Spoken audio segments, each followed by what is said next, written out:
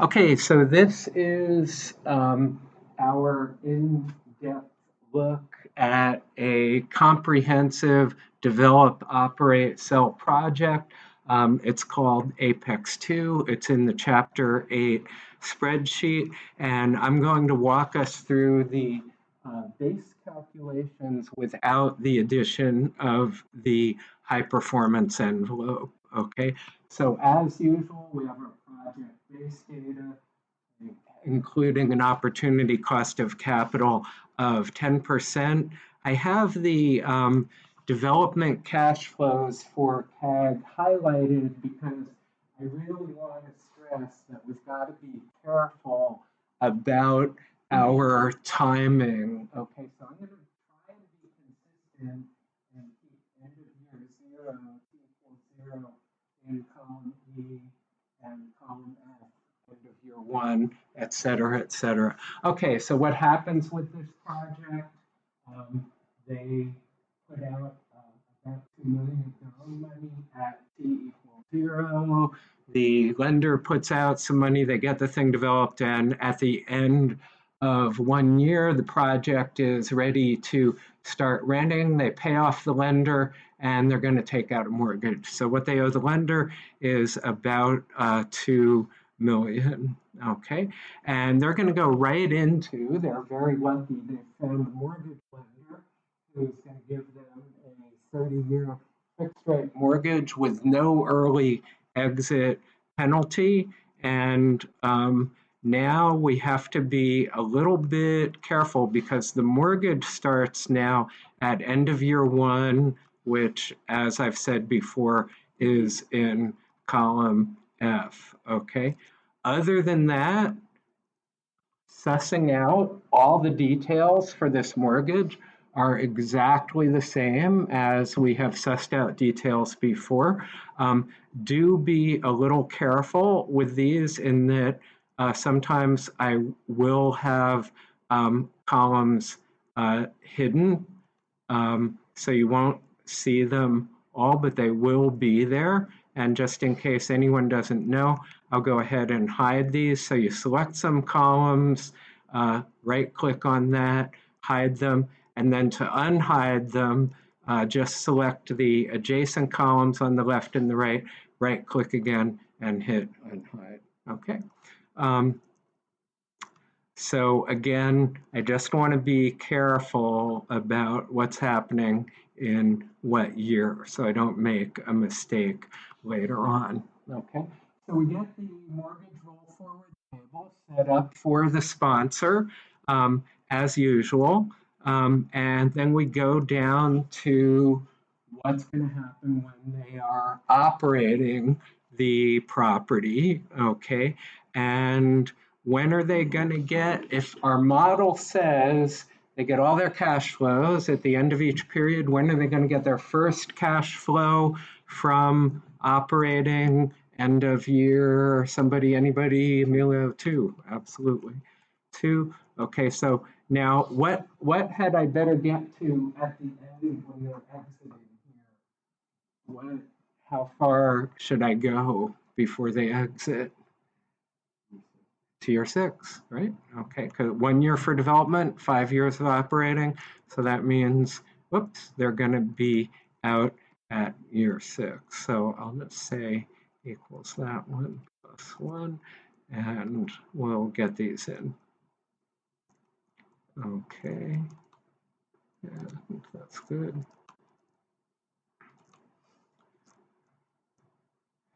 All right, so you all know how to do the get your NOI, get your tax, get your before tax income from operations, pay your tax, and get your after tax cash flows from operating the property. And selling the property, I'm going to go through with us again because we've only done that once.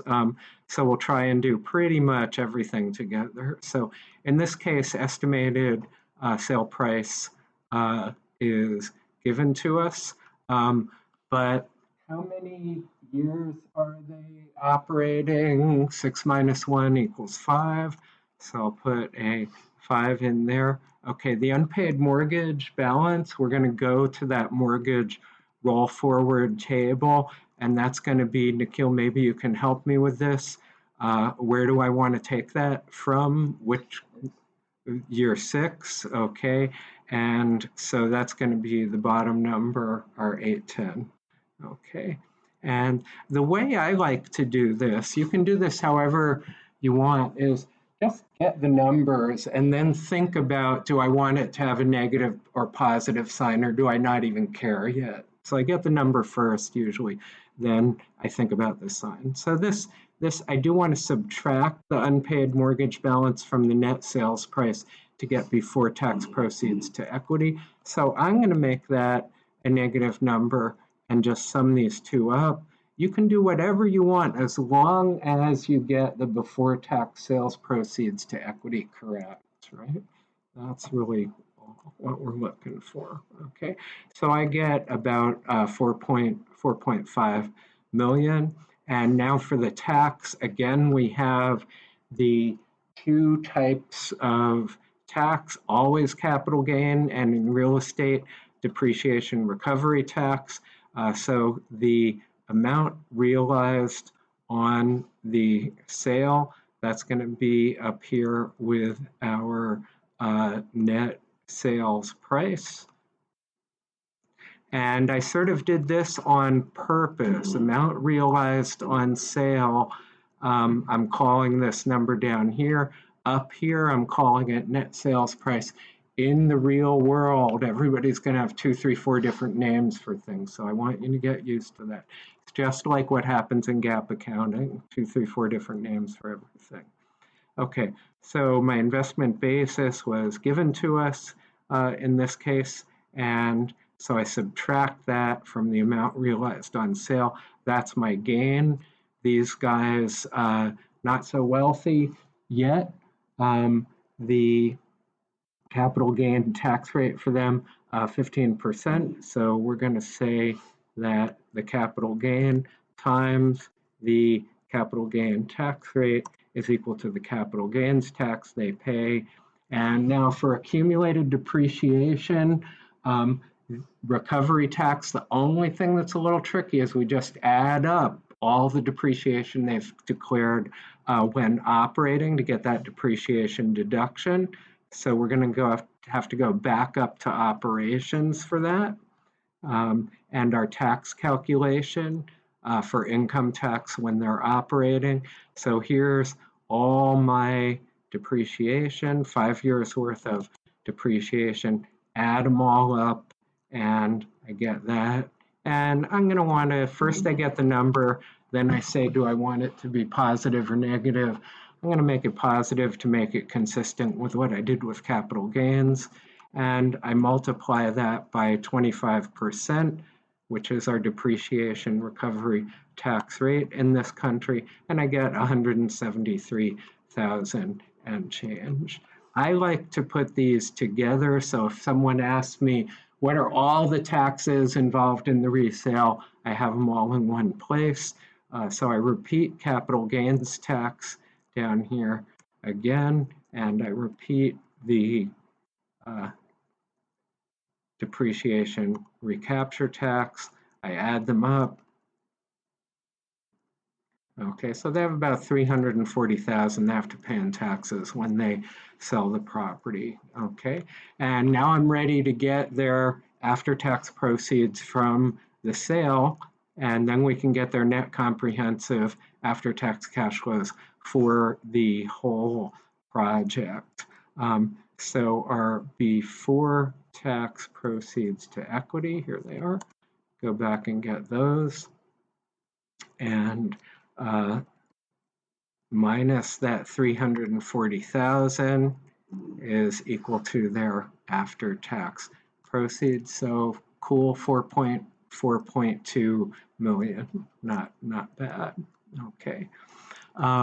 So now we're ready to put all these cash flows, all these after-tax cash flows together, and we just got to remember to put them together in the right place, right? And add them all up, and then we can get the NPV using their cost of capital, all right? So We want to be very careful about what cash flow happens when. So I'm going to go all the way back up to development. Development started T equals 0 in column E. So I'm going to start the years here with end of Y0 in column E.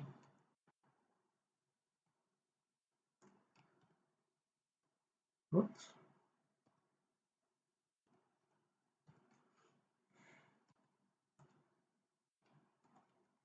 Okay, and I'll just change the formatting of this guy.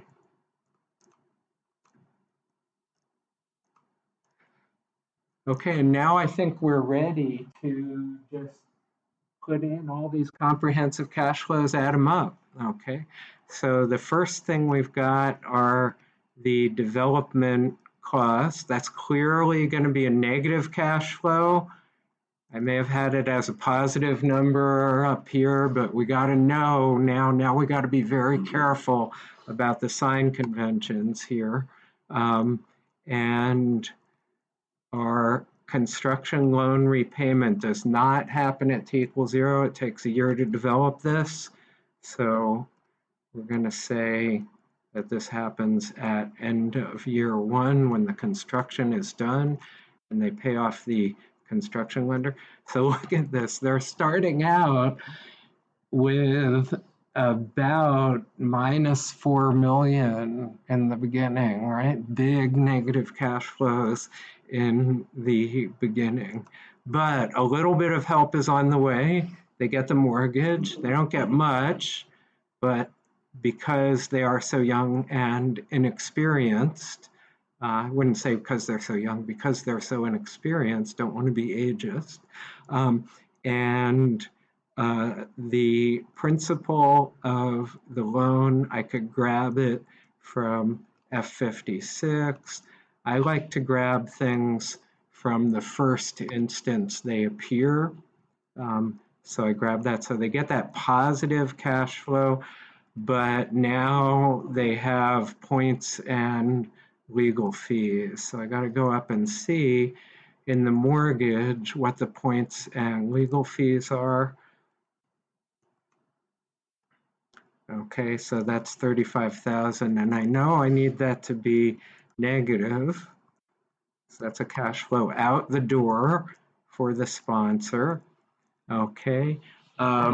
Operating after tax cash flows, they just start operating it at end of year 1. Any operating after tax cash flows at that time? No, where it says, Emilio says we're waiting till the end of the year. So their first operating after tax cash flow is going to come in at the end of year 2, and we've got it here. Okay. It was in column G up above, it's in column G down here, and I better have 1, 2, 3, 4, 5 of these, okay? Because their plan is to operate this sucker for 5 years, and in the end of their 5th year, commonly known as project end of year 6, they sell the property, and they're going to get the after-tax sale proceeds. And anything I'm missing? I think I've got everything here. So now I just add them up, and that's going to be my net comprehensive after-tax cash flows for these guys. Okay, and I need to PV each one to get my NPV. So I'm going to say in each case, it's the cash flow itself discounted by the amount of time that's elapsed since the beginning of the project. And I want to say discounted by my opportunity cost of capital for the sponsor.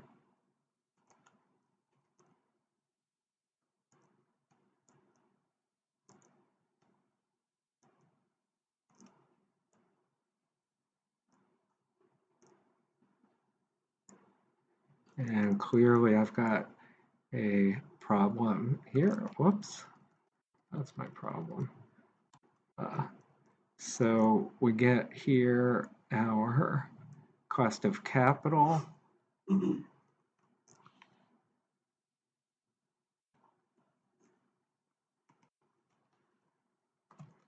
Raised to the amount of time that's elapsed, that cash flow, and I think that's looking better. So I had an error in typing in my PV formula. I caught that right away just because I'm so experienced. You guys might not have caught that right away, but let me show you how you can check to make sure that your PV formulas are always good. Okay, the one check is the cash flow at t equals 0. PV better be the same as the cash flow itself. And the other thing that's always bulletproof and always works is that if we make the discount rate or the interest rate equal to 0, there is no time value, so every PV should be the same as the cash flow itself. So we just go up here. This is why we don't hard code things.